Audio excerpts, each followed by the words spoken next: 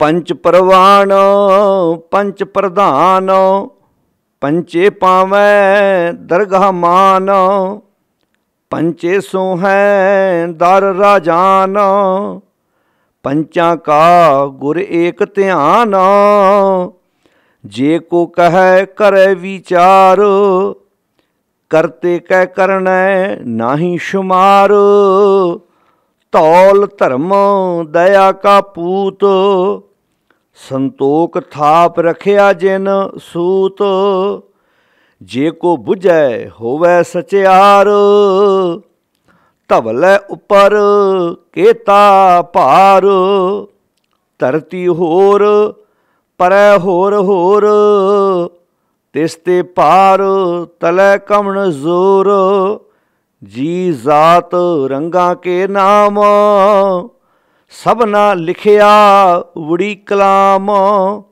ए लेखा लिख जाने कोए, लेखा लिखिया केता होए, केता तान सवाल्यो रूप, केती दात जाने कौन कूत, कीता पसाओ एको कवाओ, तिसते होए लख दरियाओ, कुदरत कवन कहाँ विचार, वारिया न जावा एक वार, जो तुद भावै साई भली कार, तू सदा सलामत निरंकार। वाहिगुरू जी का खालसा, वाहिगुरू जी की फतेह। गुरु प्यारी साध संगत जी, जप बाणी दी चल रही लड़ीवार विचार विच आपां 15 नंबर पौड़ी तक विचार सरवण कर चुके हाँ। अज आपां 16 नंबर पौड़ी का पाठ श्रवण किया है। धन गुरु नानक साहब सच्चे पातशाह महाराज जी की उच्चारण की हुई है बाणी, जिसकी आपां रोजाना विचार श्रवण करते हाँ। गुरुदेव जी ने कली कली पौड़ी द्वारा सानू जो सेध बख्शिश की है, जो सानू जिंदगी नू उच्चा चुक के सचियारा बनने की प्रेरणा बख्शिश की है, बहुत सुंदर शब्दों में कि असी अपनी रोज़मर्रा की जिंदगी विच गुरुदेव जी के इन्हां अमोलक बचनों नू किस तरह लागू करना है, तो किवें असी अपनी जिंदगी नू खूबसूरत बनाना है। जिवें कि आपां जदों भी पौड़ी की विचार करते हैं तो अखीरलियां तुकां तो विचार आरंभ करते हैं। इस पौड़ी का भी पाठ जिहड़ा आपां हुणे सरवण कीता, जिवें आपां पहलियां पौड़ियां की विचार करते आ रहे हैं कि 8, 9, 10 ते 11 ये 4 पौड़ियां जिन्हां विच गुरुदेव ने सुणन की गल, भाव समझण की गल की। उस तो बाद 12, 13, 14 ते 15 ये 4 पौड़ियां जिन्हां विच जिस इंसान ने गुरु की गल नूं मन लिया है, जां कोई गुरु की गल मन लवे तो उहदे जीवन दे विच की तब्दीली आउंदी है। जदों मनुख अपनी जिंदगी च गुरु की गल नूं मन लैंदा है, उहदी जिंदगी दे विच किदां दा बदलाव आउंदा है। गुरुदेव जी ने पड़ा दर पड़ा, गुरुदेव जी ने सोहणे उपदेश बख्शिश करके सानू जिंदगी जीण दा तरीका बख्शिश कीता है, तो हौसला दिता है कि किवें असीं अपनी जिंदगी नूं खूबसूरत बना के असीं अपना जीवन प्रेरणा स्रोत बना सकते हाँ। आप तो असीं अपनी जिंदगी नूं उच्चा चुकना ही है, उहदे नाल जिहड़े साडे इर्द गिर्द वसन वाले ने उन्हां ते भी इस चीज़ का प्रभाव पै सकता है कि वाकया मनुख ने गुरु कोलों सिक्ख्या लैके जिंदगी जीण दा तरीका जिहड़ा वो सिख लिया है। जिवें आपां हुण 16 नंबर पौड़ी का पाठ सरवण कीता है, रोज़ाना तुसीं अपने घरां विच बैठ के भी इस बाणी नूं पढ़दे हो, समझदे हो, क्योंकि कुदरती गल है ये बाणी पहली होण करके, नितनेम का हिस्सा होण करके इस बाणी नूं आम बाणियां नालों वधेरे तरजीह दी जाती है तो पढ़िया जाता है, तो बहुत सिखां नूं मूँह जबानी ये बाणी कंठ भी है। पर वेखण विच आउंदा है कि असीं गुरु के मुढ़ले उपदेशों नूं अजे तक ध्यान नाल सुण समझ नहीं सके। तो पातशाह ने गुरु साहब जी ने जो विचार बख्शिश की है बहुत प्यारी है, तो जिहड़ियां उस वक्त दीयां मनौतां सन उन्हां नूं बादलील गुरुदेव जी ने खंडन किया है, तो सानू वो प्रेरणा बख्शिश की है जिहदे ते असीं माण नाल अपना सिर उच्चा चुक के जिंदगी जू सकते हैं। गुरुदेव जी बख्शिश करते हैं कुदरत कवन, क्योंकि ये जड़ियाँ अखीरलियां तुकां ने, अखीरला बंद है। गुरुदेव जी बख्शिश करते हैं कुदरत कवन कहाँ विचार, वारिया ना जावां एक वार जो तुद भावै साई भली कार तू सदा सलामत निरंकार। कुदरत कवण, इत्थे हुण कुदरत दे तत्ते नूं सिहारी है जो इस्त्रीलिंग शब्द है। वैसे तो ये विशेषण है कुदरत का, इस्त्रीलिंग शब्द है, भाव कुदरत ताकत बल शक्ति। पातशाह बख्शिश कहते हैं कुदरत कवण मेरी की पाया है, मेरी की ताकत है कि हे मेरे मालक जी मैं तेरी कुदरत नूं बयान कर सकां, मैं तेरी कुदरत नूं दुनिया के सामने उन्होंने समझा सकां कि वो कुदरत विच किस तरीके नाल फैलिया होया है, किड्डा उहदा वड्डा पसारा है। कुदरत कवण कहाँ विचार मेरी की पाया है, मेरी की ताकत है कि मैं महाराज तुहाडी कुदरत नूं तुहानूं बयान कर सकां। जिवें भगत कबीर जी दे आपां बचन पहलां पढ़ आए हैं कि भगत कबीर जी ने बहुत सुंदर शब्दों में इस गल की, वैसे तो हर भगत साहबान ने गुरु साहबान ने इस गल के उत्ते बा दलील जोर दिता है कि भाई उहदे गुण गाने ने, उहदे गुणां नाल सांझ पाउणी है, पर कदाचित ये मन च भुलेखा नहीं रखना कि मैं उहदा अंत पा सकदा हाँ जां मैं कलम द्वारा उहदे कीते हुए कम्मां नूं लिख सकदा हाँ। पातशाह कहदे कुदरत कवण मेरी की पाया है, मेरी की ताकत है कि मालक जी तुहाडी कुदरत दा, तुहाडी ताकत दा, तुहाडे व्यापकता वाले गुण दा मालक जी मैं बयान कर सकां। कुदरत कवण कहाँ विचार, इत्थे किड्डा सोहना पक्ष पेश किया है कि वारिया ना जावां एक बार। मेरे को तो इन्नी भी पाया नहीं कि मैं तेरे एडे वड्डे पसारे दे उत्तों एक बार कुर्बान ही जा सकां। मेरे को तो एडी भी पाया नहीं हैगी कि मैं तुहाडे एडे महान पसारे दे उत्तों एक बार हैरान हो जाना मालक जी, मैं तो एक बार तुहाडे तो कुर्बान भी नहीं जा। वारिया ना जावां एक बार, हाँ जो तुद भावै साई भली कार। मेरी तो इहो अरदास है, इहो तमन्ना कि महाराज जो तुहानूं पाउंदा है, जो तुहाडी रज़ा है, जो तुहाडा हुक्म है, क्योंकि पिछे आपां जिन्नियां भी साध संगत पौड़ियां पढ़ आए हैं, उन्हां दी विचार कर आए हैं, उन्हां दा इक्को ही बेस है कि असीं उहदे हुक्म नूं समझ के, उहदी रज़ा नूं समझ के किद्दां अपनी जिंदगी नूं जिउणा है, किद्दां अपनी जिंदगी नूं खूबसूरत बनाउणा है। जिवें आपां पहिलियां पौड़ियां विच भी नानक हुक्मे जे बुझै तां हउमै कहे ना कोई, ये सारियां विचारां आपां पिछे कर आए हैं कि वारिया ना जावें एक वार जो तुद भावै साई भली कार तू सदा सलामत। हे मेरे मालक जी मैं तो तुहाडी इस एडे वड्डे महान पसारे तो एक बार कुर्बान जान जोगा भी नहीं। हाँ ये जरूर तमन्ना है कि मालक जी जो तुद भावै, जो तुहानूं भाउंदा है। अज प्रॉब्लम पता की है, जो उसनूं भाउंदा वो सानूं चंगा नहीं लगदा, जो सानूं चंगा लगदा उसनूं भाउंदा नहीं, क्योंकि असीं अपने मन दीयां मर्जियां थोपना चाहुंदे हैं। वो फिट नहीं बैठ रही गल, किते ना किते फर्क पै रहा, क्योंकि असीं अपनी जिंदगी विच अपने मुताबिक सब कुछ सोचते हैं भी इदां होवे। असीं ते कदी घाटा सोचते ही नहीं, असीं ते हमेशा ही लाभ वालियां चीज़ां सोचते हैं। असीं दुख वाला पासा कदी नहीं सोचते, असीं ते सुख वाला पासा सोचते हैं। असीं तो इंज सोचते हैं भी सानूं जिंदगी च कदी घाटा पवे ना साडा कदी नुकसान होवे, पर नहीं, ये जिंदगी के उतराव चढ़ाव ने, दुख सुख साडी जिंदगी के हिस्से ने। इत्थे बड़े प्यारे शब्द वरते कि तू मालक जी सदा सलामत निरंकार। हे मालक जी तुसीं सजीव रहण वाले हो, सदा सलामत हो। हे निरंकार पातशाह जी मेरी तो इक्को तमन्ना है कि मालक जी जो तुद भावै, जो तुहानूं भाउंदा है साई भली कार ओ काम मैनूं भी चंगा लग जाए, जो मालक जी तुहाडे हुक्म मुताबक सारा संसार चल रहा है। तो किन्ने प्यारे शब्द, किन्नियां प्यारियां विचारां धन गुरु नानक साहिब सच्चे पातशाह महाराज इस 16 नंबर पौड़ी विच बयान कर रहे हैं। तो साध संगत जी जिवें आपां जदों मनुख इस पसारे नूं समझदा है ਉਹ पंच बन सकता है, क्योंकि जिवें आपां पिछे पढ़ते आ रहे हाँ किवें मनुख ने सुन के समझ के अपनी जिंदगी विच गुरु की गल नूं लागू करना है, लागू करके किवें उन्हें सचियारे का रूह बनना है। जदों सचियारे का रूह बनता है फिर वो पंच बनता है। पंच का अर्थ की है, जिन्हें अपनी सुरत विच अपने मन विच गुरु के उपदेश नूं पक्का कर लिया, फिर वही व्यक्ति उस मालक की कुदरत तो बलिहार जाता। फिर इदा कहता बलिहार ही कुदरत वसिया तेरा अंत न जाई लखिया। वो तो फिर कहता मालक जी तुहाडी कुदरत तो मैं बलिहार जाना, कुर्बान जाना। तो फिर इहो जिहे व्यक्ति के जीवन के दो तब्दीली आउंदी है। धन गुरु नानक साहिब महाराज जी ने बहुत सुंदर शब्दों में ये 16 नंबर पौड़ी में बयान किया है कि पंच प्रवान, पंच जन, पंच प्रवान ते पंच प्रधान।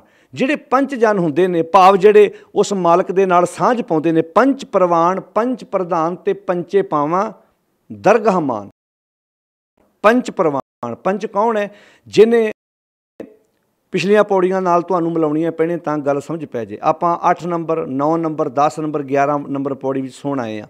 ਜਿਸ ਨੇ ਗੁਰੂ ਦੀ ਗੱਲ ਨੂੰ ਸੁਣਿਆ, ਸੁਣਨ ਤੋਂ ਬਾਅਦ ਸਮਝਿਆ, ਸਮਝਣ ਤੋਂ ਬਾਅਦ ਗੱਲ ਨੂੰ ਮੰਨਿਆ, ਸੁਣਨ ਵਾਲਾ, ਸਮਝਣ ਵਾਲਾ, ਮੰਨਣ ਵਾਲਾ ਹੀ ਪੰਚ ਹੋ ਸਕਦਾ ਹੈ। ਭਾਵ ਜਿਹੜਾ ਪ੍ਰਵਾਨ ਹੋ ਗਿਆ, ਪੰਚ ਪ੍ਰਵਾਨ ਉਹ ਹੀ ਉਸ ਮਾਲ ਦੀਆਂ ਨਜ਼ਰਾਂ 'ਚ ਪ੍ਰਵਾਨ ਹੁੰਦਾ ਹੈ। ਅਤੇ ਇੱਕ ਗੱਲ ਦਾ ਖਿਆਲ ਰੱਖਣਾ, ਜਿਹੜਾ ਸੱਚ ਨੂੰ ਪ੍ਰਵਾਨ ਹੋ ਗਿਆ ਉਹ ਸਮਾਜ ਨੂੰ ਵੀ ਪ੍ਰਵਾਨ ਹੋਏਗਾ। ਵੱਖਰੀ ਗੱਲ ਹੈ ਕਿ ਵਕਤੀ ਤੌਰ 'ਤੇ ਸਮਾਜ ਦੇ ਲੋਕ ਉਹਦਾ ਵਿਰੋਧ ਕਰਨ, ਪਰ ਸਮਾਂ ਆਉਂਦਾ ਹੈ ਜਿਹੜਾ ਮਨੁੱਖ ਸੱਚਾਈ ਦੇ ਰਸਤੇ 'ਤੇ ਤੁਰਦਾ ਹੈ।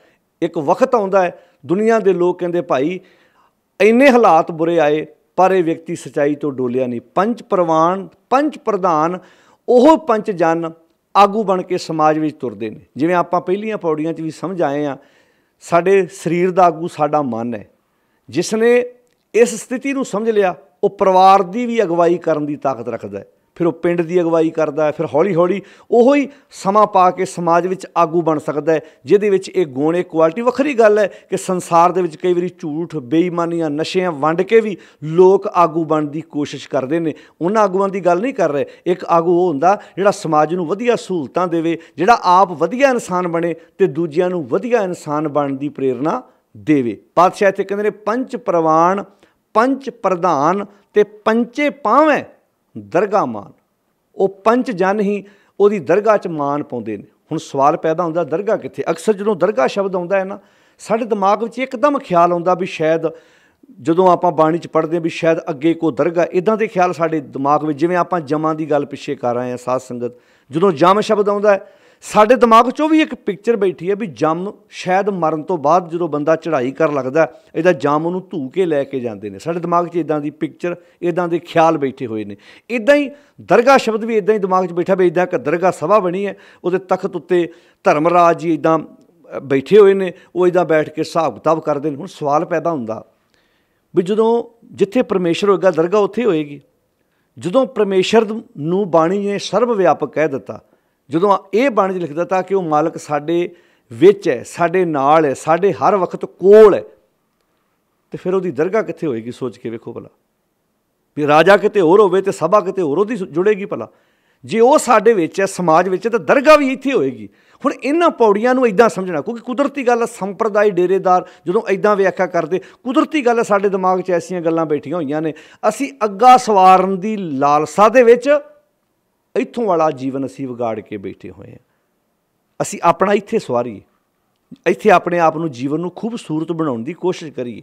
ਤਾਂ ਪਾਤਸ਼ਾਹ ਕਹਿੰਦੇ ਨੇ ਪੰਚ ਪ੍ਰਵਾਨ, ਪੰਚ ਪ੍ਰਧਾਨ, ਪੰਚੇ ਪਾਵੇਂ ਦਰਗਾਹ ਮਾਨ। ਜਿਹੜੇ ਪੰਚ ਜਨ ਹੁੰਦੇ ਨੇ ਉਹ ਮਾਲਕ ਦੀ ਬਖਸ਼ਿਸ਼ ਦੇ ਪਾਤਰ ਬਣ ਕੇ ਆਪਣੀ ਜ਼ਿੰਦਗੀ ਨੂੰ ਖੂਬਸੂਰਤ ਬਣਾਉਂਦੇ ਨੇ। ਪੰਚ ਪ੍ਰਵਾਨ, ਪੰਚ ਪ੍ਰਧਾਨ, ਪੰਚੇ ਪਾਵੇਂ ਦਰਗਾਹ ਮਾਨ। ਉਹ ਪੰਚ ਜਨ ਦਰਗਾਹ ਦੇ ਵਿੱਚ, ਭਾਵ ਸੰਸਾਰ ਦੇ ਉੱਤੇ। ਵੈਸੇ ਤਾਂ ਦਰਗਾਹ ਦਾ ਅਰਥ ਹੈ ਉਹ ਅਵਸਥਾ ਜਦੋਂ ਮਨੁੱਖ ਦੀ ਸੁਰਤ ਸ਼ਬਦ ਨਾਲ ਜੁੜਦੀ ਹੈ।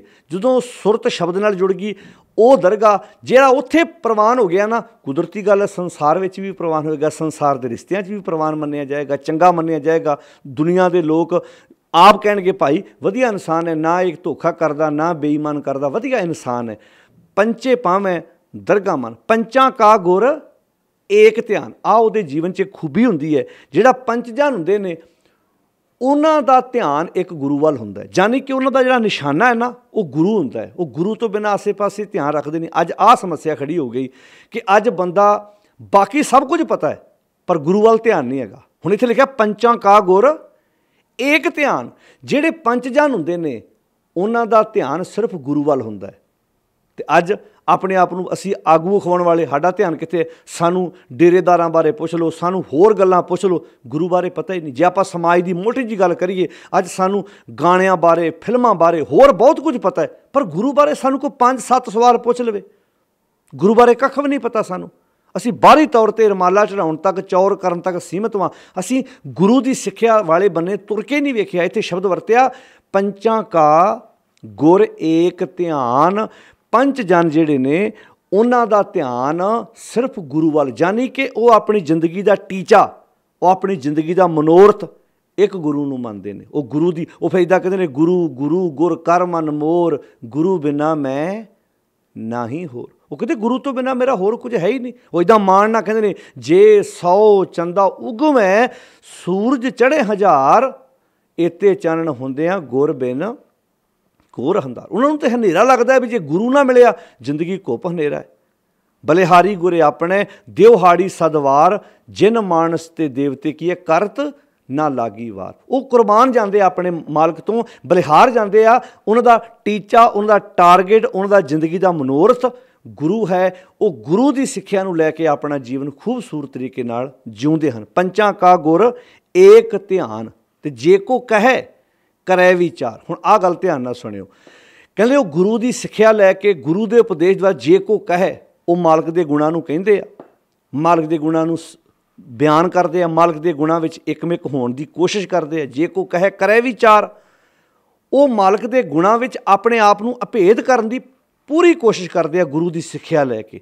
ਜਿਵੇਂ ਆਪਾਂ ਬਾਣੀ 'ਚ ਅਕਸਰ ਪੜ੍ਹਦੇ ਆ ਰਹੇ ਹਾਂ ਵੀ ਗੁਰੂ ਦਾ ਉਪਦੇਸ਼ ਹੀ ਗਿਆਨੀ ਗੁਰ ਬਿਨ ਭਗਤ ਨਾ ਹੋਏ, ਗੁਰੂ ਤੋਂ ਬਿਨਾਂ ਭਗਤੀ ਨਹੀਂ ਹੋ ਸਕਦੀ। ਉਹ ਗੁਰੂ ਦੀ ਸਿੱਖਿਆ ਲੈ ਕੇ ਭਗਤੀ, ਇਬਾਦਤ, ਗੁਣ ਇਹਨੂੰ ਆਪਣੀ ਜ਼ਿੰਦਗੀ ਦਾ ਆਧਾਰ ਬਣਾਉਂਦੇ ਨੇ। ਕਹਿੰਦੇ ਨੇ ਪੰਚਾਂ ਕਾ ਗੁਰ ਏਕ ਧਿਆਨ, ਤੇ ਅੱਗੇ ਕਹਿੰਦੇ ਜੇ ਕੋ ਕਹੈ, ਗੁਰੂ ਦੀ ਸਿੱਖਿਆ ਲੈ ਕੇ, ਗੁਰੂ ਦਾ ਉਪਦੇਸ਼ ਲੈ ਕੇ, ਜੇ ਕੋ ਕਹੈ ਕਰੇ ਵਿਚਾਰ। ਕਹਿੰਦੇ ਜੇ ਕੋ ਕਹੈ ਕਰੇ ਵਿਚਾਰ, ਕਰਤੇ ਕੇ ਕਰਨਾ ਨਾਹੀ ਸ਼ੁਮਾਰ। ਹੁਣ ਇਹਦਾ ਅਰਥ ਇਹ ਨਹੀਂ ਹੈ ਵੀ ਉਹਨੇ ਗੁਰੂ ਦੇ ਸ਼ਬਦ ਨੂੰ ਵਿਚਾਰ ਲਿਆ, ਗੁਰੂ ਦੀ ਸਿੱਖਿਆ ਲੈ ਲਈ, ਹੁਣ ਇਹਦਾ ਸਿੱਟਾ ਇਹ ਨਹੀਂ ਨਿਕਲਦਾ ਕਿ ਹੁਣ ਉਹਨੇ ਉਹ ਮਾਲਕ ਦਾ ਅੰਤ ਪਾ ਲਿਆ, ਉਹਨੂੰ ਸਾਰਾ ਪਤਾ ਲੱਗ ਗਿਆ। ਕਹਿੰਦੇ ਨਹੀਂ, ਕਰਤੇ ਕੇ ਕਰਨਾ, ਕਰਤੇ ਦੇ ਕੀਤੇ ਹੋਏ ਕੰਮ, ਉਹਦਾ ਜਿਹੜਾ ਪਸਾਰਾ ਹੈ, ਕਰਤੇ ਕੇ ਕਰਨਾ ਨਾ ਹੀ ਸ਼ੁਮਾਰ। ਸ਼ੁਮਾਰ ਦਾ ਅਰਥ ਕੀ ਹੈ? ਉਹਦਾ ਅੰਦਾਜ਼ਾ ਨਹੀਂ ਲਾਇਆ ਜਾ ਸਕਦਾ, ਯਾਨੀ ਕਿ ਉਹਦਾ ਅੰਤ ਨਹੀਂ ਪਾਇਆ ਜਾ ਸਕਦਾ। ਗੁਰੂ ਦੀ ਸਿੱਖਿਆ ਲੈ ਕੇ ਉਹ ਆਪਣੇ ਜੀਵਨ ਨੂੰ ਸੁਚਾਰਾ ਬਣਾਉਣ ਵਾਸਤੇ ਤੁਰਦੇ ਆ, ਉਹ ਅੰਤ ਪਾਉਣ ਨਹੀਂ ਤੁਰਦੇ। ਜੇ ਤੁਸੀਂ ਇਹ ਕਹੋ ਵੀ ਹੁਣ ਤੁਸੀਂ ਇਹ ਕਹੋ, ਜਿਵੇਂ ਭਗਤ ਕਬੀਰ ਜੀ ਦੇ ਆਪਾਂ ਪਿਛੇ ਸ਼ਲੋਕ ਦੀ ਵਿਚਾਰ ਕਰਦੇ ਆ ਰਹੇ ਹਾਂ ਕਿ ਭਗਤ ਕਬੀਰ ਜੀ ਨੇ ਕਿਹਾ, ਅਬ ਤੋਂ ਜਾਏ ਚੜੇ ਸਿੰਘਾਸਨ, ਮਿਲੇ ਹੈ ਸਾਰੰਗ ਪਾਣੀ, ਰਾਮ ਕਬੀਰਾ ਏਕ ਭੈ ਕੋਈ ਨਾ ਸਕੇ ਪਛਾਣੀ। ਤੇ ਉਹਨੇ ਕਿਹਾ ਹੁਣ ਤੇ ਕਬੀਰ ਤੇ ਰਾਮ ਇੱਕ ਹੋ ਗਏ, ਹੁਣ ਤੇ ਚੱਕ ਕਲਮ ਤੇ ਲਿਖ ਦੇ 10 ਬਿਆਨ ਕਰ। ਉੱਥੇ ਫਿਰ ਲਿਖਿਆ, ਕਬੀਰ ਸਾਤ ਸਮੁੰਦੇ ਮਸ ਕਰੋ, ਕਲਮ ਕਰੋ ਬਨ ਰਾਏ, 7 ਸਮੁੰਦਰਾਂ ਦੀ ਸ਼ਾਹੀ ਬਣਾ ਲਵਾਂ, ਸਮੁੱਚੀ ਬਨਸਪਤੀ ਦੀਆਂ ਕਲਮਾਂ ਬਣਾ ਲਵਾਂ, ਬਸੁਦਾ ਕਾਗਦ ਜੋ ਕਰੋ, ਸਮੁੱਚੀ ਧਰਤੀ ਦਾ ਪੇਪਰ ਬਣਾ ਲਵਾਂ, ਪਰ ਹਰ ਜਸ ਲਿਖਣ ਨਾ ਜਾਏ। ਜੇ ਤੁਸੀਂ ਇਹ ਕਹੋ ਕਿ ਮੈਂ ਉਹਨੂੰ ਲਿਖਤ ਵਿੱਚ ਲੈ ਆਵਾਂ, ਇਹ ਮੇਰੇ ਵੱਸੋਂ ਬਾਹਰ ਹੈ। ਕਰਤੇ ਕੇ ਕਰਨਾ ਨਾ ਹੀ ਸ਼ੁਮਾਰ। ਤੋ ਜਿਹੜਾ ਅਗਲਾ ਖਿਆਲ ਆ ਧਿਆਨ ਨਾਲ ਸੁਣੋ, ਧੌਲ ਧਰਮ ਦਇਆ ਕਾ ਪੂਤ, ਸੰਤੋਖ ਥਾਪ ਰੱਖਿਆ ਜਨ ਸੂਤ, ਜੇ ਕੋ ਬੁਝਿਆ ਹੋਵੇ ਸਚਿਆਰ ਧਵਲੇ ਉੱਪਰ ਕੀਤਾ ਪਾਰ। ਹੁਣ ਧਿਆਨ ਨਾਲ ਸੁਣਿਓ ਸਾਧ ਸੰਗਤ ਜੀ, ਵੈਸੇ ਅਜੇ ਵੀ ਅਨਪੜ੍ਹਤਾ ਦੇ ਕਾਰਨ ਇਹ ਮਨੌਤ ਸਾਡੇ ਸਮਾਜ ਵਿੱਚ ਮੰਨੀ ਜਾਂਦੀ ਹੈ। ਪਿੰਡਾਂ ਵਿੱਚ ਅਕਸਰ ਪਹਿਲਾਂ ਗੱਲ ਕਹੀ ਜਾਣੀ ਵੀ ਭਾਈ ਜਦੋਂ ਭੁਚਾਲ ਆਉਣਾ ਨਾ, ਕਹਿੰਦੇ ਧਰਤੀ ਦੇ ਥੱਲੇ ਇੱਕ ਬਲਦ ਹੈ, ਉਹਨੇ ਆਪਣੇ ਸਿੰਗ ਉੱਤੇ ਧਰਤੀ ਨੂੰ ਚੱਕਿਆ ਹੋਇਆ। ਇਹ ਮਨੌਤ ਆਮ ਸਮਾਜ ਵਿੱਚ ਮੰਨੀ ਜਾਂਦੀ ਰਹੀ ਸੀ। ਇੱਦਾਂ ਦੇ ਖਿਆਲ ਅਕਸਰ ਕਿਸੇ ਨੇ ਖਿਆਲ ਦਿੱਤੇ ਸੀ ਤੇ ਲੋਕਾਂ ਦੇ ਅੰਦਰ ਇਹ ਖਿਆਲ ਬੈਠੇ ਸੀ ਨਾ ਵੀ ਇੱਦਾਂ ਧਰਤੀ ਨੂੰ ਬੈਲ ਨੇ ਚੱਕਿਆ ਹੋਇਆ ਤੇ ਬਲਦ ਦੇ ਸਿੰਗ ਦੇ ਉੱਤੇ ਧਰਤੀ ਦਾ ਭਾਰ ਹੈ, ਤੇ ਜਦੋਂ ਉਹ ਬਲਦ ਆਪਣਾ ਸਿੰਗ ਬਦਲਦਾ ਹੈ ਉਦੋਂ ਭੁਚਾਲ ਆਉਂਦਾ। ਇੱਦਾਂ ਦੇ ਖਿਆਲ ਸਮਾਜ ਵਿੱਚ ਮੰਨੇ ਜਾਂਦੇ ਸੀ। ਗੁਰਦੇਵ ਪਾਤਸ਼ਾਹ ਮਹਾਰਾਜ ਨੇ ਬਹੁਤ ਪਿਆਰੇ ਤਰੀਕੇ ਨਾਲ, ਜਿਵੇਂ ਕਲਯੁਗ ਬਾਰੇ ਆਪਾਂ ਅੱਗੇ ਜਾ ਕੇ ਵਿਚਾਰ ਕਰਾਂਗੇ ਵੀ ਜਿਵੇਂ ਬ੍ਰਾਹਮਣਾਂ ਦਾ ਸੀ ਜੀ ਕਲਯੁਗ ਆ ਗਿਆ, ਕਲਯੁਗ ਆ ਗਿਆ, ਕਲਯੁਗ ਆ ਗਿਆ, ਤੇ ਮਹਾਰਾਜ ਨੇ ਫਿਰ ਸਵਾਲ ਕੀਤਾ, ਕਹਿਣ ਲੱਗੇ ਅੱਛਾ ਕਲਯੁਗ ਕਿੱਥੋਂ ਆਇਆ? ਮਤਲਬ ਕਲਯੁਗ ਕਿਸੇ ਹੋਰ ਦੇਸ਼ 'ਚ ਚੱਲ ਕੇ ਆ ਗਿਆ ਵੀ ਕਿਤੇ ਦੇਸ਼ ਨਾ ਆਇਆ ਸੁਣੀਏ, ਤੀਰਥ ਪਾਸ ਨਾ ਬੈਠਾ, ਦਾਤਾ ਦਾਨ ਕਰੇ ਤੇ ਨਾ ਹੀ ਮਹਿਲ ਉਸਾਰ ਨਾ ਬੈਠਾ। ਗੁਰਦੇਵ ਨੇ ਜਦੋਂ ਕਲਯੁਗ ਦੀ ਉਸ ਮਨੌਤ ਦਾ ਵੀ ਖੰਡਨ ਕੀਤਾ, ਕਹਿੰਦੇ ਵੀ ਉਹ ਕਿਤੇ ਇੱਦਾਂ ਵਾ ਵੀ ਇੱਕ ਸਟੇਟ ਤੋਂ ਦੂਜੀ ਸਟੇਟ 'ਚ ਆ ਜਾਂਦਾ, ਇੱਕ ਦੇਸ਼ 'ਚੋਂ ਦੂਜੇ ਦੇਸ਼ 'ਚ ਆਉਂਦਾ। ਉਹ ਕਲਯੁਗੀ ਮਨੁੱਖੀ ਸੁਭਾਅ। ਇਹ ਆਪਾਂ ਪ੍ਰਕਰਨ ਨਹੀਂ ਹੈ ਕਿ ਮੈਂ ਇੱਥੇ ਵਿਚਾਰ ਕਰਾਂ, ਆਪਾਂ ਆਉਣ ਵਾਲੇ ਸਮੇਂ ਦੇ ਵਿੱਚ ਕਿਸੇ ਪੌੜੀ ਵਿੱਚ ਇਸ ਕਲਯੁਗ ਬਾਰੇ ਵਿਸ਼ੇ ਨੂੰ ਵੀ ਸਮਝਣ ਦੀ ਕੋਸ਼ਿਸ਼ ਕਰਾਂਗੇ। ਜਿਵੇਂ ਕਲਯੁਗ ਦੀ ਉਸ ਮਨੌਤ ਦਾ ਗੁਰਦੇਵ ਜੀ ਨੇ ਖੰਡਨ ਕੀਤਾ, ਸੇਮ ਧਰਤੀ ਬਾਰੇ ਜਿਹੜਾ ਇੱਥੇ ਖਿਆਲ ਮੰਨਿਆ ਜਾਂਦਾ ਸੀ ਵੀ ਧਰਤੀ ਨੂੰ ਬੈਲ ਨੇ ਚੱਕਿਆ ਹੋਇਆ, ਉਹ ਵੀ ਮਨੌਤ ਨੂੰ ਗੁਰਦੇਵ ਨੇ ਖੰਡਨ ਕਰਨ ਦਾ ਬਹੁਤ ਸੋਹਣੇ ਤਰੀਕੇ ਨਾਲ ਸਮਾਜ ਦੇ ਵਿੱਚ ਇਹ ਸੱਚ ਸਾਹਮਣੇ ਲਿਆਂਦਾ ਵੀ ਦੱਸੋ, ਮੰਨ ਲਓ ਵੀ ਧਰਤੀ ਨੂੰ ਬਲਦ ਨੇ ਚੱਕਿਆ, ਤੇ ਗੁਰਦੇਵ ਜੀ ਕਹਿੰਦੇ ਫਿਰ ਉਹ ਬਲਦ ਕਾਹਤੇ ਖਲੋਤਾ ਹੈ? ਕੁਦਰਤੀ ਗੱਲ ਹੈ ਵੀ ਉਹਨੂੰ ਵੀ ਥੱਲੇ ਕੋਈ ਟਿਕਾਣਾ ਚਾਹੀਦਾ, ਤੇ ਕਿਹਾ ਹੋਏਗਾ ਜੀ ਧਰਤੀ 'ਤੇ ਖਲੋਤਾ। ਫਿਰ ਉਹ ਧਰਤੀ ਕਿਹਨੇ ਚੱਕੀ ਹੈ? ਬਲਦ ਨੇ। ਫਿਰ ਉਹ ਬਲਦ ਕਾਹਤੇ ਖਲੋਤਾ ਧਰਤੀ 'ਤੇ? ਫਿਰ ਅਖੀਰਲਾ ਬਲਦ ਜਾਂ ਬਿਨਾਂ ਧਰਤੀ 'ਤੇ ਖਲੋਤਾ ਹੈ, ਤੇ ਜਾਂ ਅਖੀਰਲੀ ਧਰਤੀ ਜਿਹੜੀ ਹੈ ਬੈਲ ਤੋਂ ਬਿਨਾਂ ਹੈ। ਕਿਤੇ ਜਾ ਕੇ ਐਂਡ ਹੋਏਗਾ ਨਾ ਵੀ ਜਾਂ ਤਾਂ ਅਖੀਰਲੀ ਧਰਤੀ ਬਲਦ ਤੋਂ ਬਿਨਾਂ ਹੈ, ਤੇ ਜਾਂ ਅਖੀਰਲਾ ਬਲਦ ਧਰਤੀ ਤੋਂ ਬਿਨਾਂ ਹੈ। ਹੁਣ ਗੁਰਦੇਵ ਨੇ ਉੱਥੇ ਕਿਹਾ, ਕਹਿਣ ਲੱਗੇ ਭਲਿਆ ਇਹ ਧਰਤੀ ਨੂੰ ਬੈਲ ਨੇ ਨਹੀਂ ਚੱਕਿਆ, ਕਿਉਂਕਿ ਇਹ ਬੜੇ ਪਿਆਰੇ ਸ਼ਬਦ ਵਰਤੇ ਸੀ ਵੀ ਧਰਤੀ ਹੋਰ ਪਰੈ ਹੋਰ ਤਿਸ ਤੇ ਭਾਰ ਤਲੈ ਕਮਣ ਜ਼ੋਰ। ਨਾਲੇ ਬਲਦ ਵਿੱਚ ਇੰਨੀ ਤਾਕਤ ਹੈਗੀ ਵੀ ਇੱਕ ਬਲਦ ਇੱਦਾਂ ਆਪਣੇ ਸਿੰਘ ਦੇ ਉੱਤੇ ਧਰਤੀ ਨੂੰ ਚੱਕ ਸਕੇ? ਹੈ ਉਹਦੇ ਕੋਲ ਏਡੀ ਸਮਰੱਥਾ ਭਲਾ? ਉਸ ਮਨੌਤ ਨੂੰ ਗੁਰਦੇਵ ਨੇ ਖੰਡਨ ਕੀਤਾ, ਕਿਉਂਕਿ ਅਗਲਿਆਂ ਨੇ ਐਡੇ ਗਪੌੜ ਛੱਡ ਛੱਡੇ। ਅੱਜ ਕਿਹੜੇ ਨਹੀਂ ਗਪੌੜ ਛੱਡਦੇ, ਅੱਜ ਵੀ ਤਾਂ ਛੱਡੀ ਜਾਂਦੇ ਆ।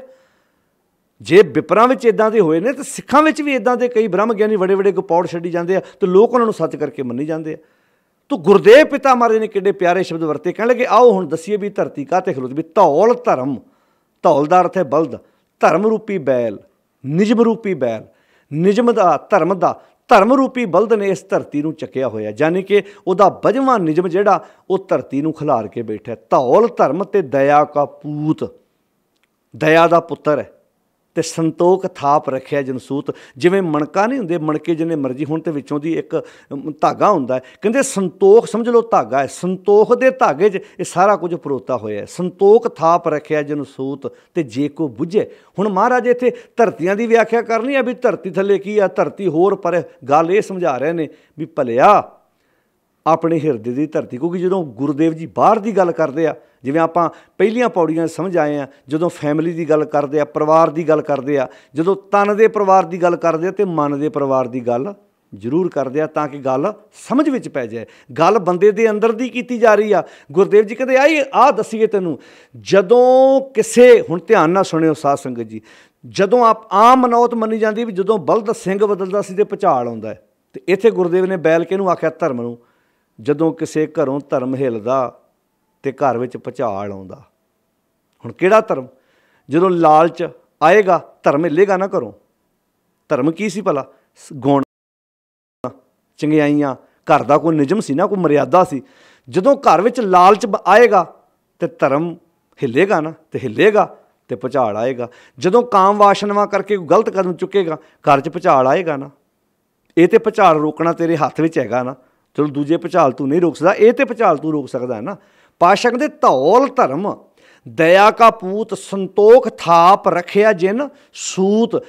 ਕਹਿੰਦੇ ਸੰਤੋਖ, ਜਿਵੇਂ ਮਣਕੇ ਭਾਵੇਂ 100 ਹੋਣ ਪਰ ਉਹਦੇ ਵਿੱਚੋਂ ਦੀ ਇੱਕੋ ਹੀ ਧਾਗਾ ਹੁੰਦਾ ਹੈ। ਕਹਿੰਦੇ ਸੰਤੋਖ ਰੂਪੀ ਧਾਗੇ ਨੇ ਇਹ ਪੂਰੇ ਨਿਜਮ ਨੂੰ, ਪੂਰੇ ਧਰਮ ਨੂੰ, ਪੂਰੇ ਸੰਸਾਰ ਨੂੰ ਇੱਦਾਂ ਬੰਨ੍ਹ ਕੇ ਰੱਖਿਆ ਹੋਇਆ ਹੈ। ਜਦੋਂ ਮਾੜਾ ਜਿਹਾ ਸੰਤੋਖ ਹਿੱਲਦਾ ਹੈ, ਵੀ ਹੁਣ ਮੰਨ ਲਓ ਤੁਸੀਂ ਵਿੱਚੋਂ ਧਾਗਾ ਖਿੱਚ ਦਿਓ, ਮਣਕੇ ਖਿੱਲਣਗੇ ਨਾ। ਤੇ ਹੁਣ ਕਿਸੇ ਪਰਿਵਾਰ 'ਚੋਂ ਸੰਤੋਖ ਨਿਕਲ ਜੇ, ਮਣਕੇ ਖਿਲਰਦੇ ਕਿ ਨਹੀਂ ਖਿਲਰਦੇ? ਹੁਣ ਇਹਨੂੰ ਪਰਿਵਾਰ 'ਤੇ ਲਾ ਲਓ, ਪਰਿਵਾਰ ਇਕੱਠਾ ਹੋਵੇ, ਵਿੱਚੋਂ ਸੰਤੋਖ ਨਿਕਲ ਜੇ। ਜਦੋਂ ਸੰਤੋਖ ਨਿਕਲੇਗਾ ਤਾਂ ਲਾਲਚ ਆਏਗਾ ਨਾ।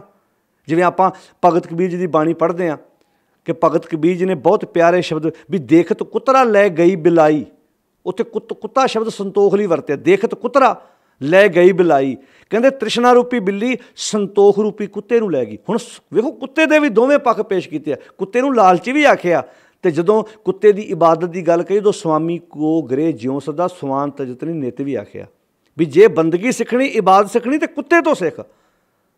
ਦੂਜਾ ਪੱਖ ਵੀ ਕੁੱਤੇ ਦਾ ਬਿਆਨ ਕੀਤਾ, ਲਾਲਚ ਵੀ। ਹੁਣ ਉੱਥੇ ਲਿਖਿਆ ਤ੍ਰਿਸ਼ਨਾ ਰੂਪੀ ਬਿੱਲੀ ਸੰਤੋਖ ਰੂਪੀ ਕੁੱਤੇ ਨੂੰ ਲੈ ਕੇ ਚਲੇਗੀ। ਹੁਣ ਜਦੋਂ 100 ਮਣਕਿਆਂ ਦੇ ਵਿੱਚ ਇੱਕੋ ਹੀ ਧਾਗਾ ਹੁੰਦਾ, ਇੱਕ ਧਾਗਾ ਖਿੱਚ ਦੋ ਤੇ ਮਣਕੇ ਖਿੱਲਰ ਗਏ। ਇੱਕੋ ਧਾਗੇ ਨੇ ਕਿੰਨੇ ਮਣਕੇ ਬੰਨ੍ਹ ਕੇ ਰੱਖੇ ਨੇ।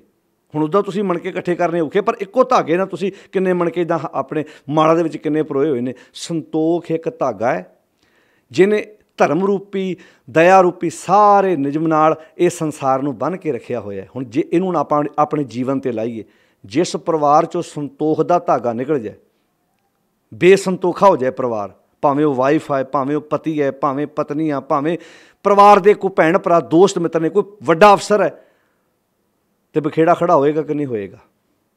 ਕਿੰਨੇ ਪਿਆਰੇ ਸ਼ਬਦ ਵਰਤੇ, ਸੰਤੋਖ ਥਾਪ ਰੱਖਿਆ ਜਿਨ ਸੂਤ। ਹੁਣ ਅਗਲੀ ਗੱਲ, ਜੇ ਕੋ ਬੁੱਝੇ, ਕਿਹੜੀ ਗੱਲ? ਆੜੀ ਉੱਪਰ ਦੱਸੀ ਹੋਈ ਆ। ਮੈਂ ਨਹੀਂ ਵੇਖਣਾ ਵੀ ਧਰਤੀ ਥੱਲੇ ਬਲਦ ਖਲੋਤਾ ਕਿ ਨਹੀਂ ਖਲੋਤਾ, ਮੈਂ ਤਾਂ ਇਹ ਵੇਖਣਾ ਵੀ ਮੇਰੀ ਹਿਰਦੇ ਦੀ ਧਰਤੀ ਨੂੰ ਧਰਮ ਰੂਪੀ ਬਲਦ ਨੇ ਆਸਰਾ ਦਿੱਤਾ ਹੋਇਆ। ਜੇ ਮੇਰੇ ਹਿਰਦੇ ਦੀ ਧਰਤੀ ਦਾ ਇਹ ਬੈਲ ਮੜਾ ਜਿਹਾ ਹਿੱਲਦਾ, ਦਇਆ ਵਿੱਚੋਂ ਜੀਵਨ 'ਚੋਂ ਨਿਕਲਦੀ ਆ, ਮੇਰੇ ਜੀਵਨ 'ਚੋਂ ਸੰਤੋਖ ਨਿਕਲਦਾ ਵਾ, ਤੇ ਮੇਰੀ ਜ਼ਿੰਦਗੀ ਬੇਸਵਾਦੀ ਹੋ ਜਾਂਦੀ ਹੈ। ਪਾਤਸ਼ਾਹ ਕਿੱਡੇ ਪਿਆਰੇ ਸ਼ਬਦ ਵਰਤਨੇ। ਗੁਰੂ ਪਿਆਰਿਓ, ਕਿੰਨੀਆਂ ਸੋਹਣੀਆਂ ਦਾਤਾਂ ਗੁਰਦੇਵ ਨੇ ਬਖਸ਼ਿਸ਼ ਕੀਤੀਆਂ ਨੇ। ਹੁਣ ਇਹ ਉਹ ਬਾਣੀਆਂ ਨੇ, ਇਹ ਉਹ ਪੌੜੀਆਂ ਨੇ ਜਿਹੜੀਆਂ ਅਸੀਂ ਪੜ੍ਹ ਕੇ ਇੱਦਾਂ ਮਾਣ ਨਾਲ ਦਾਅਵਾ ਕਰਦੇ, ਮੈਂ ਤਾਂ ਇੰਨੇ ਪਾਠ ਰੋਜ਼ ਕਰਦਾ। ਗੁਰਦੇਵ ਜੀ ਕਹਿੰਦੇ ਨੇ ਸੰਤੋਖ ਥਾਪ ਰੱਖਿਆ ਜਿਨ ਸੂਤ, ਜੇ ਕੋ ਬੁੱਝੈ। ਜੇ ਕੋਈ ਇਸ ਗੱਲ ਨੂੰ ਬੁੱਝ ਲਵੇ ਤੇ ਮਹਾਰਾਜ ਕੀ ਹੋਏਗਾ? ਕਹਿੰਦੇ ਹੋਵੇ ਸਚਿਆਰ। ਹੁਣ ਤੁਸੀਂ ਲੜੀ ਪਰੋ, ਸਭ ਤੋਂ ਪਹਿਲੀ ਪੌੜੀ ਦੀਆਂ ਤੁਕਾਂ ਪੜ੍ਹੋ, ਉੱਥੇ ਕੀ ਲਿਖਿਆ ਸੀ ਭਲਾ? ਗੁਰਦੇਵ ਜੀ ਕਹਿੰਦੇ ਸੀ ਕਿਵੇਂ ਸਚਿਆਰਾ ਹੋਈ ਹੈ। ਮੈਂ ਤੁਹਾਡਾ ਧਿਆਨ ਦਿਵਾਉਣਾ ਚਾਹੁੰਦਾ, ਕਿਵੇਂ ਸਚਿਆਰਾ ਹੋਈ ਹੈ। ਕਿਵੇਂ ਕੂੜਾ ਟੁੱਟਾ ਪਾਲ, ਅੱਗੇ ਕੀ ਜੀ, ਹੁਕਮ ਰਜ਼ਾਈ ਚੱਲਣਾ ਨਾਨਕ ਲਿਖਿਆ ਨਾਲ। ਕਿਵੇਂ ਸਚਿਆਰਾ ਹੋਈ ਹੈ, ਇਹ ਪਹਿਲੀ ਪੌੜੀ ਸੀ ਨਾ। ਹੁਣ ਅੱਗੇ ਆ ਜਾਓ ਪੰਜਵੀਂ ਪੌੜੀ 'ਚ, ਉੱਥੇ ਕੀ ਆਖਿਆ ਸੀ, ਕਰਮੀ ਆਵੇ ਕੱਪੜਾ ਨਦਰੀ ਮੁਖ ਦੁਆਰ, ਨਾਨਕ ਇਵੇਂ ਜਾਣੀ ਹੈ। ਇੱਦਾਂ ਸਮਝ ਆਊਗੀ, ਸਭ ਆਪੇ ਸਚਿਆਰ, ਹਰ ਥਾਂ 'ਤੇ ਉਹ ਸਚਿਆਰਾ ਵਿਆਪਕ ਹੈ, ਅਤੇ ਮੈਂ ਸਚਿਆਰੇ ਦਾ ਰੂਪ ਕਿਵੇਂ ਬਣਨਾ। ਹੁਣ ਆ ਜਾਓ 16 ਨੰਬਰ ਪੌੜੀ 'ਚ, ਕੀ ਆਂਦੇ ਮਹਾਰਾਜ ਇੱਥੇ ਕਹਿੰਦੇ ਨੇ, ਜੇ ਕੋ ਬੁੱਝੈ, ਕਿਹੜੀ ਗੱਲ ਆੜੀ ਉੱਪਰ ਦੱਸੀ ਜਾ ਰਹੀ ਹੈ, ਧੌਲ ਧਰਮ ਦਇਆ ਕਾ ਪੂਤ ਸੰਤੋਖ ਥਾਪਰ। ਹੁਣ ਗੁਰਦੇਵ ਨੇ ਇਹੋ ਗੁਣਾਂ ਦੀ ਗੱਲ ਜਦੋਂ ਵਿਪਰਨਾ ਕੀਤੀ ਹੈ, ਉਦੋਂ ਵੀ ਇਹੋ ਕੀਤੀ ਵੀ ਦਇਆ ਕਪਾ ਸੰਤੋਖ ਸੂਤ ਜਤ ਗੰਢੀ ਸੱਤ ਵਟ ਇਹ ਜਨੇਊ ਜੀ ਕਹਾਈ ਤਾਂ ਪਾਂਡੇ ਘੱਟ। ਜਦੋਂ ਇਹੋ ਗੱਲਾਂ ਜੋਗੀ ਨਾ ਕੀਤੀਆਂ, ਉਦੋਂ ਆਖਿਆ ਮੁੰਦਾ ਸੰਤੋਖ ਸ਼ਰਮਪਦ ਝੋਲੀ ਧਿਆਨ ਕਰੇ ਮੈਂ ਪੁੱਤ। ਯਾਨੀ ਕਿ ਗੱਲ ਸਾਰੀ ਗੁਰਦੇਵ ਜੀ ਗੁਣਾਂ ਦੀ ਕਰ ਰਹੇ ਆ, ਭਾਵੇਂ ਉਹ ਧਰਤੀ ਦੇ ਰਾਹੀਂ ਸਾਨੂੰ ਗੱਲ ਸਮਝਾ ਰਹੇ ਆ ਵੀ ਗੱਲ ਤਾਂ ਹਿਰਦੇ ਦੀ ਧਰਤੀ ਦੀ ਹੋ ਰਹੀ ਹੈ। ਅੱਜ ਹਿਰਦੇ ਦੀ ਧਰਤੀ 'ਚ ਫੁੱਟ ਪਈ ਹੈ, ਅੱਜ ਹਿਰਦੇ ਦੀ ਧਰਤੀ ਦਾ ਬੈਲ ਡੋਲਿਆ ਪਿਆ, ਅੱਜ ਹਿਰਦੇ ਦੀ ਧਰਤੀ 'ਚ ਭੁਚਾਲ ਆਏ ਪਏ ਨੇ। ਅਤੇ ਇਹ ਗੱਲ ਦਾ ਖਿਆਲ ਰੱਖਣਾ, ਜਦੋਂ ਭੁਚਾਲ ਹਿਰਦੇ 'ਚ ਆਉਂਦਾ ਨਾ, ਘਰ 'ਚ ਆਉਣਾ ਸੁਭਾਵਿਕ ਆ। ਘਰਾਂ ਦੀਆਂ ਸ਼ਾਂਤੀਆਂ ਭੰਗ ਹੋ ਜਾਂਦੀਆਂ, ਘਰ ਦਾ ਪਿਆਰ ਇਤਫਾਕ ਸਭ ਪੰਖ ਲਾ ਕੇ ਉੱਡ ਜਾਂਦਾ। ਇੱਥੇ ਸ਼ਬਦ ਕਿਹੜੇ ਪਿਆਰੇ ਵਰਤੇ, ਸੰਤੋਖ ਥਾਪ ਰੱਖਿਆ ਜਿਨ ਸੂਤ, ਜੇ ਕੋ ਬੁੱਝੈ। ਜੇ ਕੋਈ ਇਸ ਗੱਲ ਨੂੰ ਬੁੱਝ ਲਵੇ, ਮਹਾਰਾਜ ਕਿਹੜੀ ਨੂੰ, ਆੜੀ ਉੱਪਰ ਦੱਸੀ ਹੋਈ ਹੈ, ਕਿਉਂਕਿ ਲੜੀ ਹੈ ਨਾ, ਬਾਣੀ ਨੂੰ ਇੱਦਾਂ ਸਮਝੋ, ਇੱਦਾਂ ਲੜੀ ਪਰੋਈ ਗੁਰਦੇਵ ਨੇ। ਜੇ ਕੋ ਬੁੱਝੈ ਹੋਵੇ ਸਚਿਆਰ, ਕਿ ਤਵਲੇ ਉੱਪਰ ਕੀਤਾ ਭਾਰ। ਬਲਦ ਕਿੰਨਾ ਕੁ ਭਾਰ ਚੁੱਕ ਲੇਗਾ, ਬਲਦ ਕਿੰਨਾ ਕੁ ਭਾਰ ਚੁੱਕ ਸਕਦਾ, ਬਲਦ ਦੀ ਕਿੰਨੀ ਕੁ ਪਾਇਆ। ਗੱਲ ਇੱਥੇ ਧਰਮ ਦੀ ਹੈ, ਧਰਮ ਰੂਪੀ ਬੈਲ ਨੇ ਇਹ ਸਮੁੱਚੀ ਕਾਇਨਾਤ ਦਾ ਭਾਰ ਚੁੱਕਿਆ। ਯਾਨੀ ਕਿ ਇਹ ਨਿਯਮ 'ਚ ਬੱਝੀ ਹੋਈ ਧਰਤੀ ਆ, ਉਸ ਮਾਲਕ ਦੇ ਨਿਯਮ ਰੂਪੀ ਬੈਲ ਨੇ ਸਾਰੀ ਧਰਤੀ ਨੂੰ ਆਪਣੇ ਉੱਤੇ ਚੱਕਿਆ ਹੋਇਆ ਹੈ। ਅਤੇ ਜਦੋਂ ਇਹ ਬੈਲ ਮਾੜਾ ਜਿਹਾ ਹਿੱਲੇਗਾ, ਹੁਣ ਇਹਨੂੰ ਆਪਣੇ ਜੀਵਨ 'ਤੇ ਲਾ ਕੇ ਵੇਖੀਏ, ਜਦੋਂ ਜਿਸ ਘਰ 'ਚੋਂ ਮਾੜਾ ਜਿਹਾ ਧਰਮ ਹਿੱਲਦਾ, ਮਰਿਆਦਾ ਹਿੱਲਦੀ ਆ, ਅਤੇ ਬਖੇੜੇ ਖੜੇ ਹੋ ਜਾਂਦੇ ਨੇ। ਤੋ ਪਾਤਸ਼ਾਹ ਕਹਿੰਦੇ, ਜੇ ਕੋ ਬੁੱਝੈ ਹੋਵੇ ਸਚਿਆਰ, ਤਵਲੇ ਉੱਪਰ ਕੀਤਾ ਭਾਰ, ਧਰਤੀ ਹੋਰ ਪਰੇ ਹੋਰ ਤਿਸ ਤੇ ਭਾਰ ਤਲੇ ਕਮਣ ਜ਼ੋਰ। ਹੁਣ ਇਹ ਜਿਹੜੀ ਉੱਪਰ ਮਨੌਤ ਆਪਾਂ ਦੱਸਦੇ ਆ ਰਹੇ, ਉਹਦੀ ਗੱਲ ਹੋ ਰਹੀ ਵੀ ਧਰਤੀ ਹੋਰ ਪਰੇ ਇੱਦਾਂ ਤੇ ਨਾ ਧਰਤੀਆਂ ਮੁੱਕਣੀਆਂ ਅਤੇ ਨਾ ਬੈਲ ਮੁੱਕਣੇ ਆ। ਧਰਤੀ ਹੋਰ ਪਰੇ ਹੋਰ ਤਿਸ ਤੇ ਭਾਰ ਤਲੇ ਕਮਣ ਜ਼ੋਰ। ਹੁਣ ਇਹ ਦੱਸੋ, ਅਖੀਰਲੀ ਧਰਤੀ ਕਿਹੜੇ ਬੈਲ ਦੇ ਆਸਰੇ 'ਤੇ ਖਲੋਤੀ ਹੈ, ਅਤੇ ਕਿਹੜਾ ਬੈਲ ਧਰਤੀ ਦੇ ਆਸਰੇ 'ਤੇ ਖਲੋਤਾ। ਅਖੀਰ ਜਾਂ ਤਾਂ ਧਰਤੀ ਬਿਨਾਂ ਬੈਲ ਤੋਂ ਹੈ, ਅਤੇ ਜਾਂ ਅਖੀਰਲਾ ਬੈਲ ਬਿਨਾਂ ਧਰਤੀ ਤੋਂ ਹੈ। ਧਰਤੀ ਹੋਰ ਪਰੇ ਹੋਰ ਤਿਸ ਤੇ ਭਾਰ ਤਲੇ ਕਮਣ ਜ਼ੋਰ। ਅਤੇ ਪਾਤਸ਼ਾਹ ਕਹਿੰਦੇ ਨੇ, ਆ ਸਮਝਾਈਏ, ਜੀ ਜਾਤ ਰੰਗਾਂ ਕੇ ਨਾਮ। ਇਸ ਕਾਇਨਾਤ ਦੇ ਵਿੱਚ ਅਨੇਕਾਂ ਜੀਵ ਜੰਤੂ, ਰੰਗਾਂ ਕੇ ਨਾਮ, ਵੱਖ ਨਾਵਾਂ ਦੇ, ਵੱਖ ਨਸਲਾਂ ਦੇ। ਕਹਿੰਦੇ ਜੀ ਜਾਤ ਰੰਗਾਂ ਕੇ ਨਾਮ, ਸਭਨਾ ਲਿਖਿਆ ਵੂੜੀ ਕਲਾਮ। ਵੂੜੀ ਕਲਾਮ ਦਾ ਅਰਥ ਹੈ ਉਹਦੀ ਕਲਮ ਦੁਆਰਾ ਜਿੱਦਾਂ ਜੀਵ ਜੰਤੂ ਸੰਸਾਰ 'ਤੇ ਪੈਦਾ ਹੁੰਦੇ ਨੇ, ਇਹ ਨਿਯਮ ਉਹਨੇ ਇੱਕੇ ਵਾਰੀ ਲਿਖ ਦਿੱਤਾ, ਕਿਉਂਕਿ ਜੋ ਕੁਛ ਪਾਇਆ ਸੋ ਏਕਾ ਵਾਰ, ਉਹਨੂੰ ਬਾਰ-ਬਾਰ ਨਹੀਂ ਕਹਿਣ ਦੀ ਲੋੜ ਪੈਂਦੀ। ਕਹਿਣ ਲੱਗੇ ਜੀ ਜਾਤ ਰੰਗਾਂ ਕੇ ਨਾਮ ਸਭਨਾ ਲਿਖਿਆ ਵੂੜੀ ਕਲਾਮ। ਉਹ ਕਾਰ, ਉਹ ਹੁਕਮ ਇੱਕੇ ਵਾਰੀ ਮਾਲਕ ਨੇ ਲਿਖ ਦਿੱਤੀ ਹੈ। ਜੇ ਕੋ ਬੁਝੇ ਹੋਵੇ ਸਚਿਆਰ, ਤਵਲੇ ਉੱਪਰ ਕੀਤਾ ਪਾਰ, ਧਰਤੀ ਹੋਰ ਪਰੇ ਹੋਰ ਤਿਸ ਤੇ ਪਾਰ ਤਲੇ ਕਮਣ ਜ਼ੋਰ। ਜੀ ਜਾਤ ਰੰਗਾਂ ਕੇ ਨਾਮ ਸਭਨਾ ਲਿਖਿਆ ਵੂੜੀ ਕਲਾਮ। ਇਹ ਲੇਖਾ, ਹੁਣ ਆਹ ਗੱਲ ਅਗਲੀ ਆ ਗਈ। ਹੁਣ ਪਹਿਲਾਂ ਗੱਲ ਕੀਤੀ ਕੁਦਰਤ ਦੀ, ਪਹਿਲਾਂ ਗੱਲ ਕੀਤੀ ਰੱਬ ਦੀ, ਪਹਿਲਾਂ ਗੱਲ ਕੀਤੀ ਉਹਦੇ ਵਿਆਪਕ ਪਸਾਰੇ ਦੀ, ਅਗਲੀ ਗੱਲ ਤੇਰੀ ਕਰ ਦਿੱਤੀ। ਜਿਵੇਂ ਪਹਿਲਾਂ ਗੱਲ ਕੀਤੀ ਧਰਤੀ ਦੇ ਬਲਦ ਦੀ, ਮੁੜ ਕੇ ਗੱਲ ਨਾਲ ਹੀ ਤੇਰੀ ਕਰਤੀ ਵੀ ਜੇ ਕੋ ਬੁੱਝੇ। ਗੁਰਦੇਵ ਜੀ ਗੱਲ ਧਰਤੀ ਦੀ ਬਲਦ ਦੀ ਕਰਕੇ ਸਮਝਾ ਤੈਨੂੰ ਰਹੇ ਨੇ ਵੀ ਅਸੀਂ ਉਹ ਚੋਂ ਕੀ ਲੈਣਾ, ਖਲੋਤੀ ਹੋਏਗੀ ਤੇ ਠੀਕ ਹੈ, ਗਲਤ ਤੂੰ ਆਪਣੇ ਹਿਰਦੇ ਦੀ ਧਰਤੀ ਦੀ ਕਰ ਪਾਈ। ਜੀ ਜਾਤ ਰੰਗਾਂ ਕੇ ਨਾਮ ਸਭਨਾ ਲਿਖਿਆ ਵੂੜੀ ਕਲਾਮ। ਉਹਦੀ ਕਲਮ ਦੁਆਰਾ, ਹੁਕਮ ਦੀ ਕਲਮ ਦੁਆਰਾ ਇੱਕੇ ਵਾਰੀ ਲਿਖਿਆ ਗਿਆ, ਉਹਨੂੰ ਬਾਰ-ਬਾਰ ਲਿਖਣ ਦੀ ਲੋੜ ਨਹੀਂ ਪੈਂਦੀ ਵੀ ਜੀਵ ਨੇ ਕਿੱਦਾਂ ਦੁਨੀਆ 'ਤੇ ਪੈਦਾ ਹੋਣਾ ਹੈ, ਸੰਸਾਰ ਕਿੱਦਾਂ ਬਣਿਆ, ਦੁਨੀਆ ਇਹ ਉਹਨੇ ਇੱਕੇ ਵਾਰੀ ਕਹਿ ਦਿੱਤਾ ਹੈ। ਕਿੰਨੇ ਪਿਆਰੇ ਸ਼ਬਦ ਵਰਤੇ, ਜੀ ਜਾਤ ਰੰਗਾਂ ਕੇ ਨਾਮ ਸਭਨਾ ਲਿਖਿਆ ਵੂੜੀ ਕਲਾਮ। ਇਹ ਲੇਖਾ, ਅਗਲੀ ਗੱਲ ਆ ਗਈ, ਇਹ ਲੇਖਾ ਲਿਖ ਜਾਣੈ ਕੋਏ। ਜੇ ਕੋਈ ਇਹ ਲੇਖਾ ਲਿਖਣਾ ਜਾਣ ਲਵੇ, ਕਿਹੜਾ ਲੇਖਾ, ਪਸਾਰ ਅੰਤ ਪਾਉਣ ਵਾਲਾ ਲੇਖਾ ਨਹੀਂ, ਭਾਵ ਏਡੇ ਵੱਡੇ ਪਸਾਰੇ ਵਿੱਚੋਂ ਆਪਣੀ ਜ਼ਿੰਦਗੀ ਦਾ ਕੋਈ ਲੇਖ ਲਿਖਣਾ ਸ਼ੁਰੂ ਕਰ ਦੇਵੇ। ਜਿਵੇਂ ਆਪਾਂ ਬਾਣੀ 'ਚ ਪਿੱਛੇ ਪੜ੍ਹ ਆਏ ਹਾਂ, ਗੁਰਦੇਵ ਨੇ ਕਿੱਡੇ ਪਿਆਰੇ ਸ਼ਬਦ ਵਰਤੇ ਸੀ ਵੀ ਕਰਨੀ ਕਾਗਦ ਮਨ ਮਸਵਾਣੀ, ਬੁਰਾ ਭਲਾ ਦੋਏ ਲੇਖ ਪਏ। ਉਹਦੇ ਬੁਰਾ ਭਲਾ ਲੇਖ ਤੂੰ ਖੁਦ ਲਿਖਣੇ ਆ, ਇਹ ਲੇਖਾ ਲਿਖ ਜਾਣੇ ਕੋਈ। ਜੇ ਕੋਈ ਏਡੇ ਵੱਡੇ ਪਸਾਰੇ ਵਿੱਚੋਂ ਆਪਣੀ ਜ਼ਿੰਦਗੀ ਦਾ ਲੇਖ ਲਿਖਣਾ ਖੁਦ ਸ਼ੁਰੂ ਕਰ ਦੇ, ਜਿਵੇਂ ਇੱਕੇ ਸਕੂਲ ਦੇ ਵਿੱਚ ਕਿੰਨੇ ਸਟੂਡੈਂਟ ਪੜ੍ਹਦੇ ਆ, पर किसी ने डॉक्टर बनना होंदा वो डॉक्टर की पढ़ाई करता, कोई इंजीनियर बनना चाहता इंजीनियर की पढ़ाई करता, कोई पायलट बनना चाहता पायलट की पढ़ाई करता।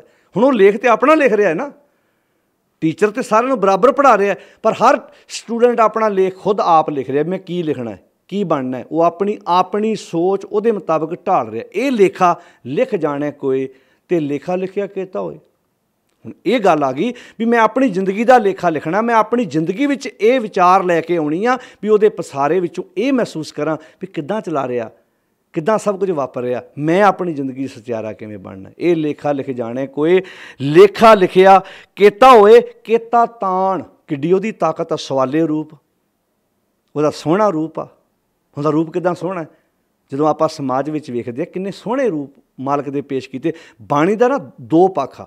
जदों इस चीज़ को आप समझना कि जदों मालक ने उन्होंने सरगुण पेश किया है, निर्गुण पेश किया है। सरगुण करके आप वेखते हैं भी सब कुछ दिस रहा है, निर्गुण करके वो दिखाई नहीं दिंदा। उत्थे लिखा रूप ना रेख ना रंग किश त्रे गुण ते प्रभ भिन्न।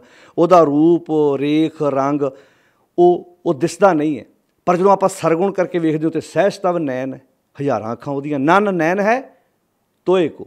तो इदा पेश किया गुरदेव ने, जिवें उदाहरण दे के समझाया भी सगल बनस्पत मैं बैसंतर सगल दूध मैं किया, ऊच नीच मैं जोत समाणी घट घट माधो जियां। केता ताण सवालियो रूप केती दात जाने कौन कूत। कहते उहदियां इन्नियां दातां ने, कहते उहदा अंदाज़ा लाउणा तो बहुत दूर की गल है, उहदियां दित्तियां होईयां दातां दे अंदाजे लाउणे भी मनुख दी वस दी गल नहीं है। केती दात जाने कौन कूत, तो गुरदेव जी बख्शिश करते हैं कीता पसाओ। जो दा पसारा वेख रहे हैं एको कवाओ, वो इक्के हुक्म च सारा कुछ होया है।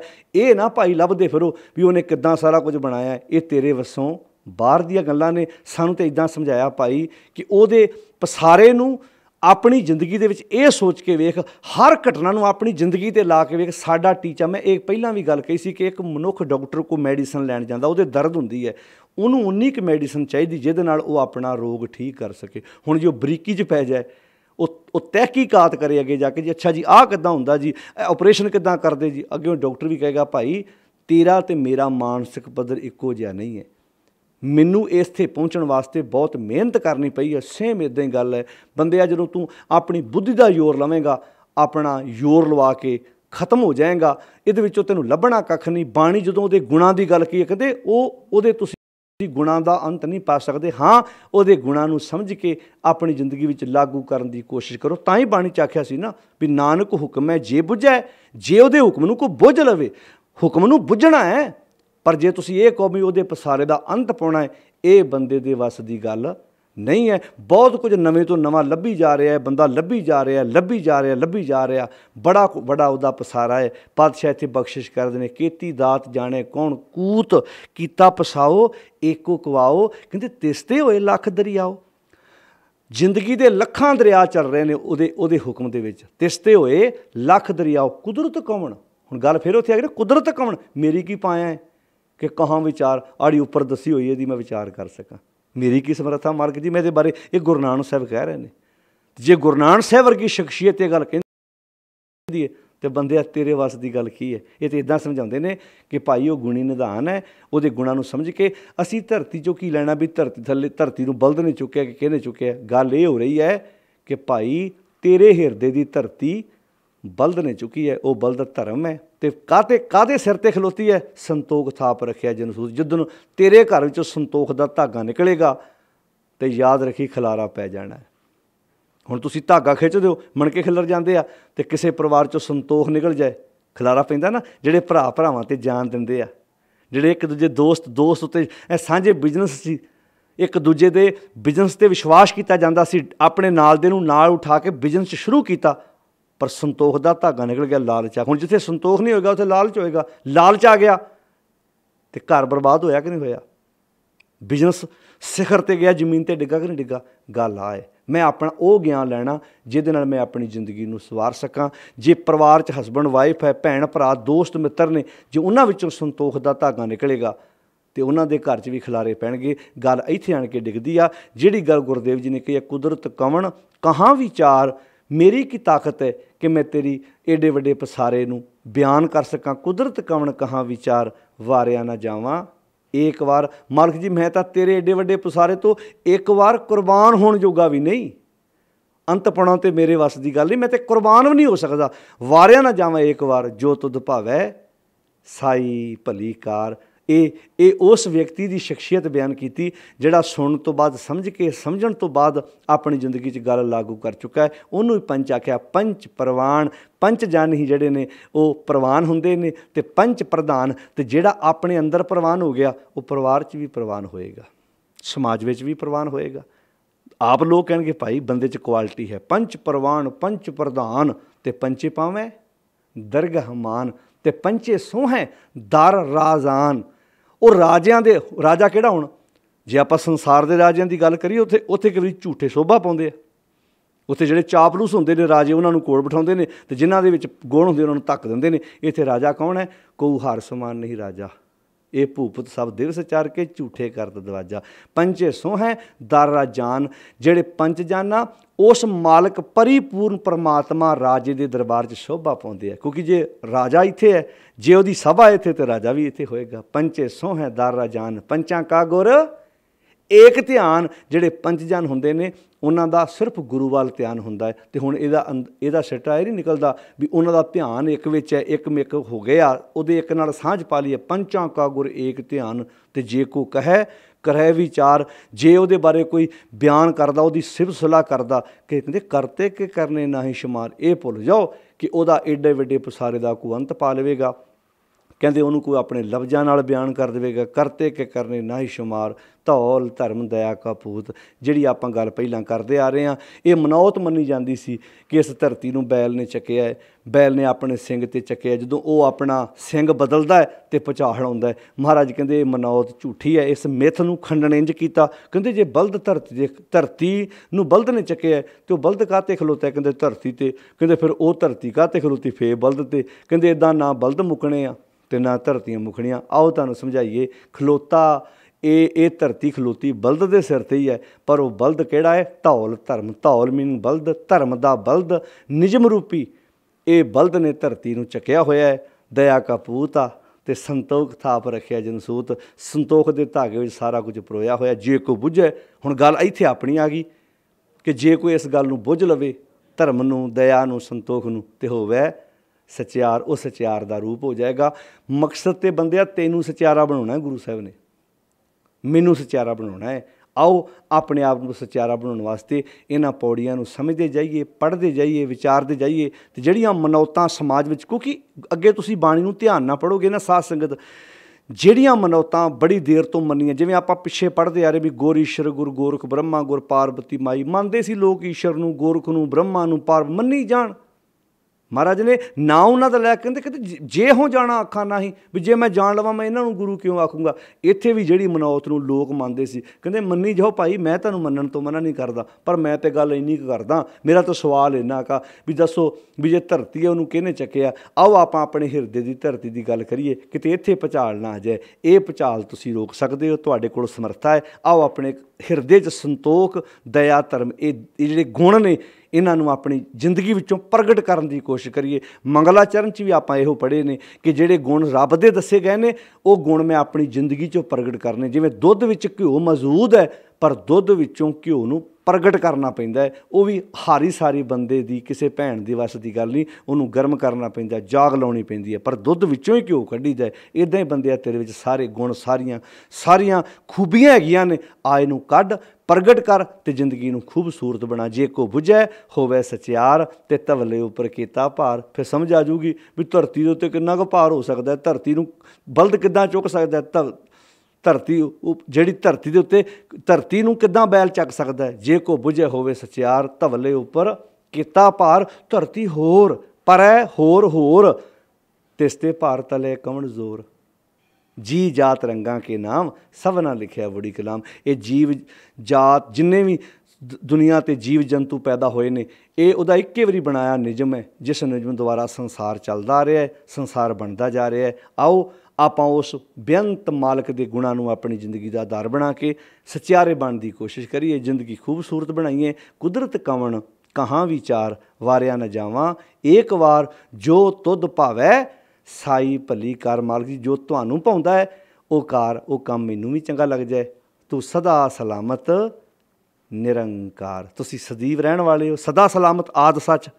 ਕਿਉਂਕਿ ਵੇਖੋ ਉਹ ਨਾਲ ਚੀਤਾ ਰੱਖਣਾ, ਆਦਿ ਸੱਚ ਜੁਗਾਦ ਸੱਚ ਹੈ ਪੀ ਸੱਚ, ਨਾਨਕ ਹੋਸੀ ਪੀ ਸੱਚ। ਤੂੰ ਸਦਾ ਸਲਾਮਤ ਨਿਰੰਕਾਰ, ਤੁਸੀਂ ਸਦੀਵ ਰਹਿਣ ਵਾਲੇ ਹੋ ਨਿਰੰਕਾਰ ਜੀ। ਅਤੇ ਮੇਰੀ ਕੋਸ਼ਿਸ਼ ਹੈ ਮੈਂ ਤੁਹਾਡੇ ਨਾਲ ਸਾਂਝ ਪਾ ਸਕਾਂ, ਤੁਹਾਡੇ ਨਾਲ ਮੈਂ ਜੁੜ ਸਕਾਂ। ਸਰੀਰ ਫਿਰ ਨਹੀਂ ਰਹੇਗਾ, ਪਰ ਸਰੀਰ ਦੁਆਰਾ ਕੀਤੇ ਕੰਮ ਵੀ ਸਦਾ ਰਹਿਣਗੇ। ਆਓ ਗੁਰੂ ਸਾਹਿਬ ਬਖਸ਼ਿਸ਼ ਕਰਨ। ਅੱਜ ਆਪਾਂ 16 ਨੰਬਰ ਪੌੜੀ ਦਾ ਪਾਠ ਵਿਚਾਰਾਂ ਬੜੇ ਟਿਕਾ ਨਾਲ ਬੈਠ ਕੇ ਸਰਵਣ ਕੀਤੀਆਂ ਨੇ। ਸਾਧ ਸੰਗਤ ਜੀ ਧਿਆਨ ਨਾਲ ਸਮਝਦੇ ਜਾਈਏ, ਪੜ੍ਹਦੇ ਜਾਈਏ, ਵਿਚਾਰ ਕਰਦੇ ਜਾਈਏ ਅਤੇ ਗੁਰੂ ਸਾਹਿਬ ਦੀਆਂ ਪਿਆਰੀਆਂ ਸਿੱਖਿਆਵਾਂ ਨੂੰ ਜੀਵਨ ਦਾ ਆਧਾਰ ਬਣਾਉਂਦੇ ਜਾਈਏ। ਸਾਰਿਆਂ ਦਾ ਧੰਨਵਾਦ। ਵਾਹਿਗੁਰੂ ਜੀ ਕਾ ਖਾਲਸਾ, ਵਾਹਿਗੁਰੂ ਜੀ ਕੀ ਫਤਿਹ।